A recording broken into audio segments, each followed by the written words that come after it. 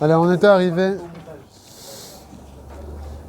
arrivé au lavage de la personne la veille du Shabbat, qu'il faut se laver à l'eau chaude et non pas à l'eau froide. Au moins, commencer à l'eau chaude. Ok? Comme on dit, parce que c'est qu'avec l'eau chaude qu'on décrasse le corps. Ok, ensuite, on est arrivé où ici? Donc c'est mitzvah aussi de se savonner les cheveux, le corps, tout. C'est pas un une douche à l'eau chaude. Vraiment, l'Irvot Shabbat, il faut arriver propre. Alors, c'est marqué dans le Shulchan Aruch, Panav, Yadav, Veraglav. Celui qui béchatatra, qui n'a pas le temps, il n'a pas assez d'eau chaude, etc., il peut quoi faire? Il n'est pas obligé de se laver tout le corps. Panav, Yadav, Veraglav. Alors, est-ce que c'est vrai aujourd'hui, Bismanenu, Raglaim aussi, ou bien non? Alors, il dit, Mishnah Berurah, c'est d'Afka à leur époque, qu'ils marchaient pieds nus.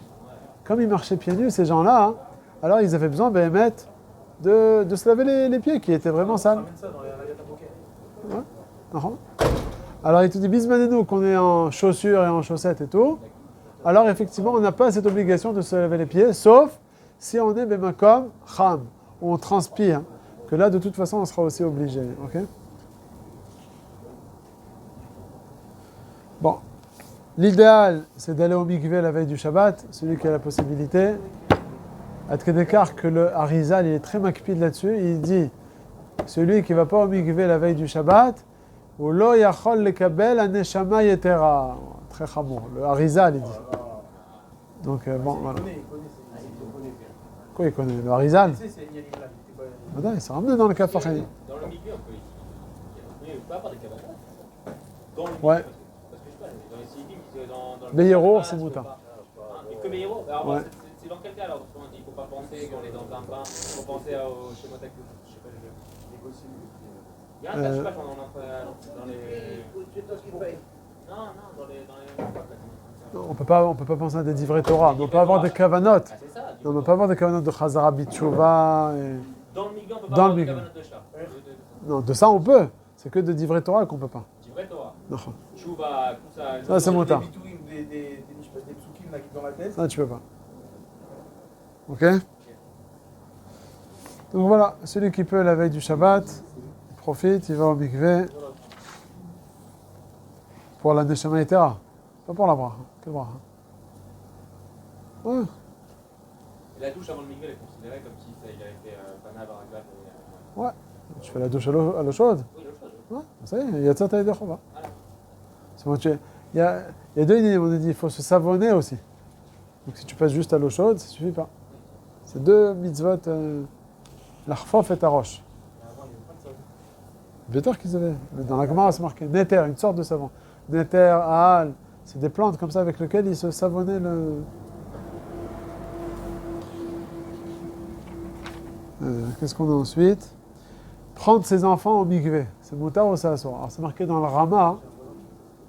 Alors c'est marqué dans le Rama que c'est assour de prendre son enfant, de voir son rave ou de voir son père sans habit, c'est assour.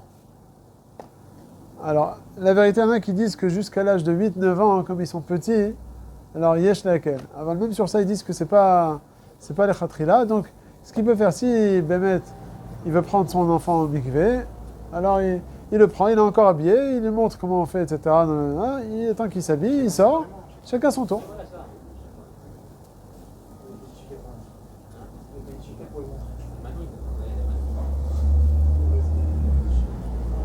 Ensuite, on voit que c'est une mitzvah de se couper les cheveux la veille du Shabbat.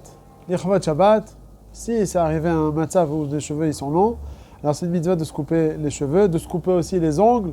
Bon, sur l'histoire des ongles, il y a plusieurs minagim. Il y en a qui se coupent pas les ongles. Je dis les différents minagim, la harmir. Il y en a qui se coupent pas les ongles, même en semaine, la nuit. Il y en a qui se coupent pas les ongles des pieds et des mains le même jour.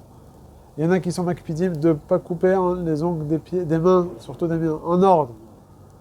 D'abord, ils coupent vous connaissez ça? D-B-A-G-A, B-D-A-G-A.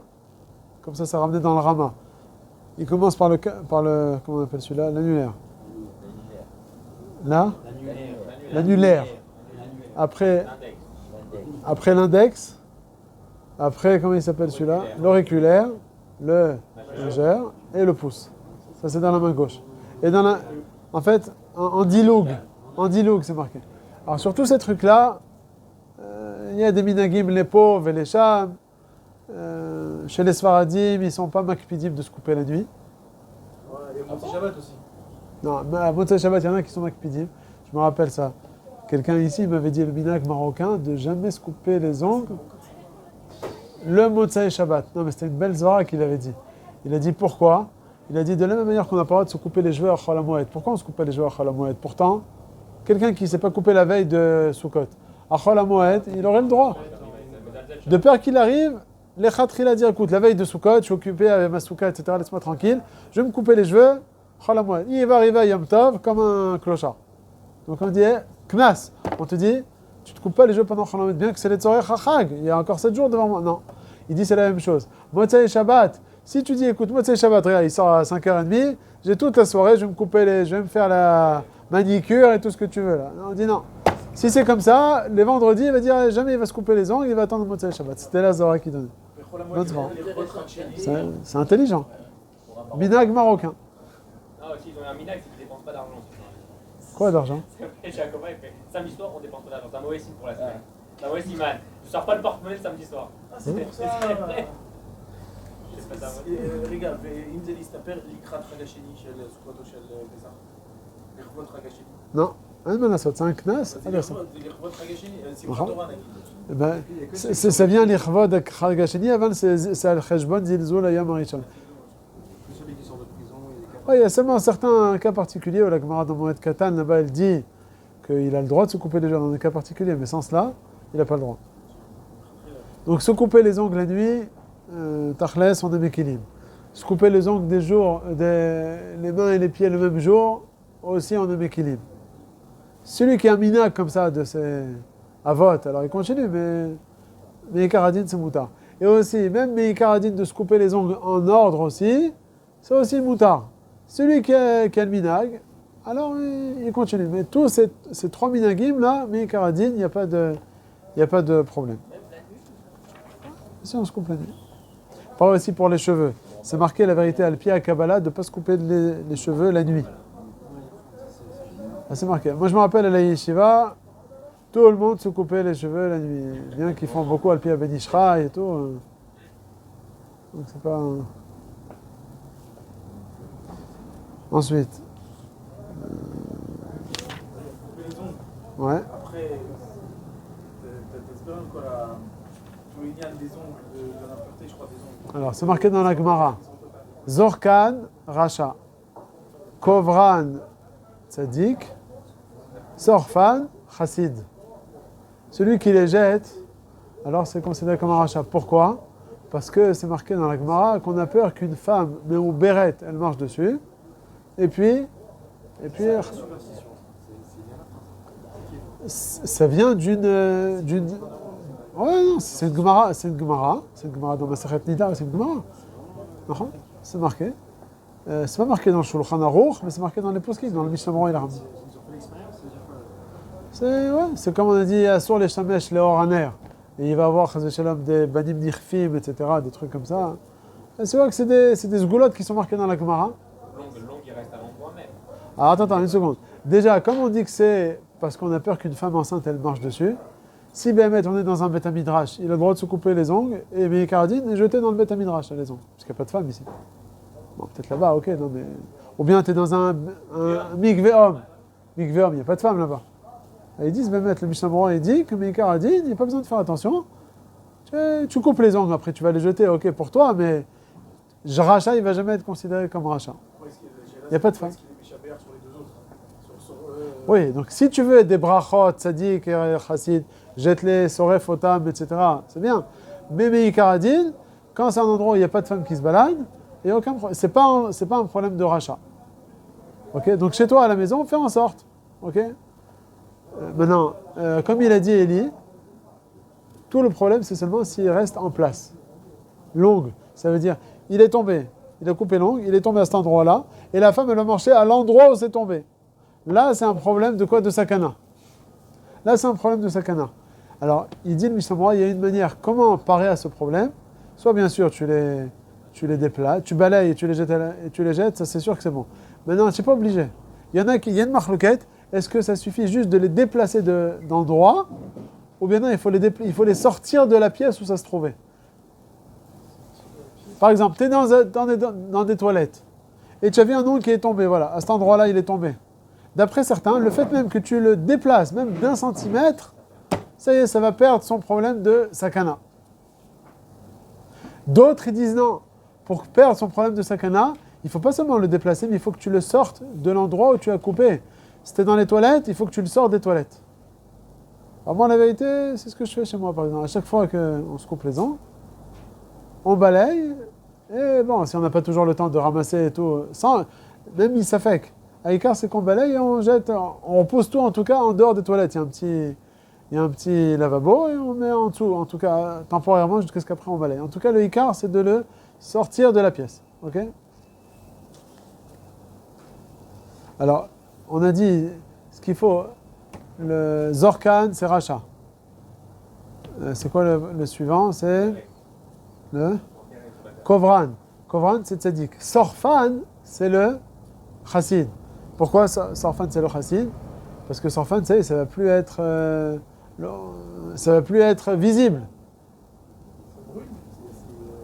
J'ai entendu une fois, il y a quelqu'un qui me racontait à la yeshiva de Lucerne en Suisse, il y avait certains bachouim qui brûlaient les ongles. Ils disaient que ça avait une odeur terrible, mais en tout cas, certains étaient mahmirim de les brûler. Alors, quelle différence entre brûler et l'ikvor? L'ikvor, ça peut toujours être défouillé. Alors que sorfan, ça, il n'y a plus d'ongles. La question, c'est quand tu les jettes dans les toilettes. Est-ce que c'est quoi? C'est comme kovran ou comme sorfan? Ils sont dans les égouts. Chametz Vepessar, ça suffit d'être comment ça s'appelle? Nifsad me'achilat behema. C'est pour ça que dans le Chametz, ça suffit. Mais aval, il n'est pas sarouf, les gamrés. Ou bien si? En réponse, ils disent que oui. Dans les biouves, là-bas, il y a du chomer tellement fort là-bas que c'est considéré comme sorfan. Donc il y en a qui voulaient être mahmirim, aval les maaseh. On peut considérer ça comme sorfan. Maintenant, celui qui prend une lime, et il y a des pirourim d'ongles qui tombent. Est-ce que sur ça aussi on doit être makpid ou non? Alors sur ça ils disent que non. Il y en a même qui vont être mahmir, alors Amazouz il dit que non. Il n'y a pas besoin d'être mahmir par rapport à ça. Qu'est-ce qu'il y a encore là-dessus?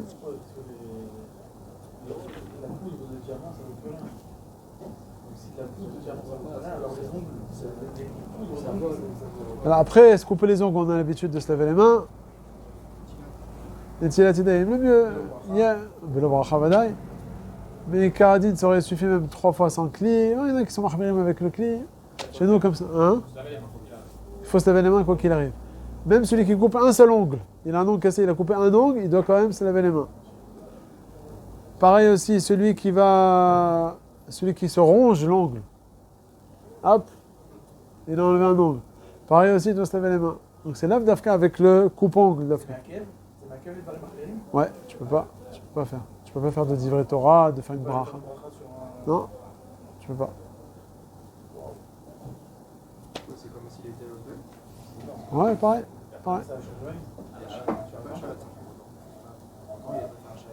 Non, Shaletza, non, c'est une bracha, non. Ok, donc, Bezrat Hashem, mercredi, on continue. Allez.